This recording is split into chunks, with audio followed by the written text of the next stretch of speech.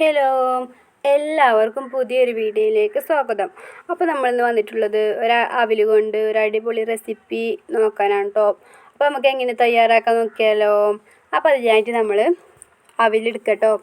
അതിന് പ്രത്യേകിച്ച് അളവും കാര്യങ്ങളൊന്നുമില്ല, നിങ്ങൾക്ക് ഇഷ്ടമല്ല അത്ര എടുക്കട്ടോ.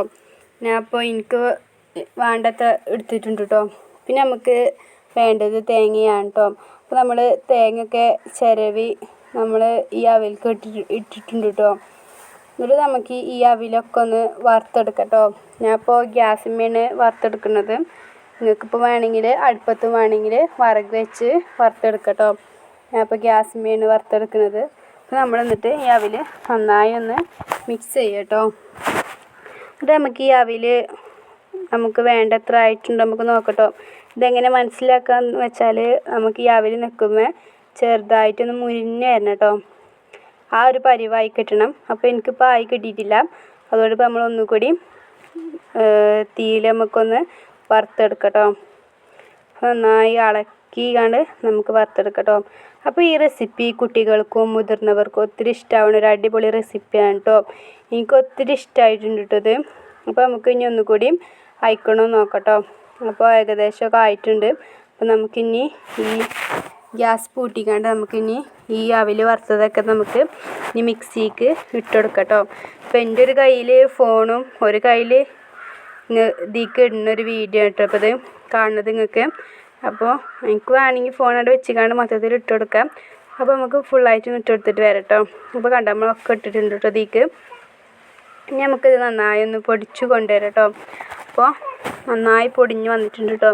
നിങ്ങൾക്കിപ്പോൾ കാണാൻ കഴിയും നന്നായിട്ട് പൊടിഞ്ഞ് വന്നിട്ടുണ്ട് കേട്ടോ.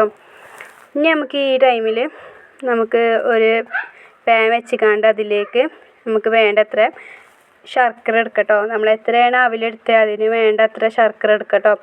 പിന്നെ അതിലേക്ക് നമുക്ക് ഒരു ഏലക്കായ എടുത്തിക്കാണ്ട് ഒന്ന് പൊടിച്ചിടാം കേട്ടോ. അപ്പോൾ നമ്മൾ ഏലക്കായൊക്കെ കല്ലുമ്പോൾ നല്ലോണം പൊടിച്ചിക്കാണ്ട് നമുക്ക് ഈ ശർക്കരയ്ക്ക് നമ്മൾ ഇട്ട് കൊടുത്തിട്ടുണ്ട് കേട്ടോ. അപ്പോൾ അവർക്ക് വേണ്ടത്ര ശർക്കര നമ്മൾ എടുത്താൽ മതി കേട്ടോ. ഓവറാവാൻ പാടില്ല. അപ്പോൾ നിങ്ങൾ തുള്ളിച്ച് ഒഴിച്ചിക്കാണ്ട് നോക്കിയാൽ മതി കേട്ടോ. അപ്പോൾ നമ്മൾ നന്നായി ഒന്ന് ഇളക്കി കൊടുക്കാം കേട്ടോ. അപ്പോൾ നമ്മളെ ശർക്കര ഒക്കെ നന്നായി തിളച്ച് വരുന്നുണ്ട് കേട്ടോ.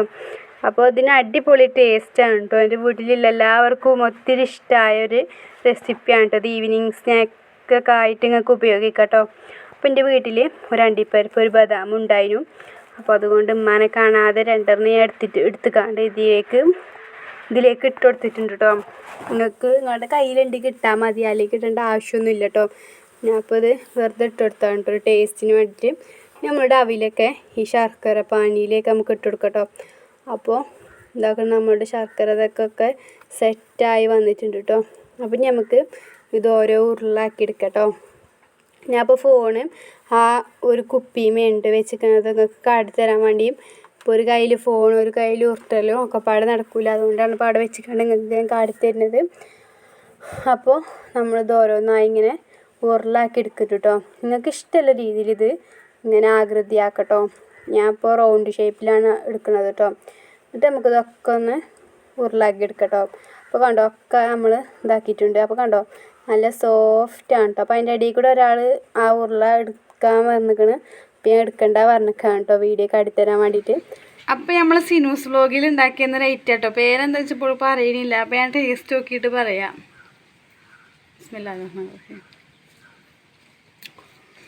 നല്ല ടേസ്റ്റ് ഉണ്ട്.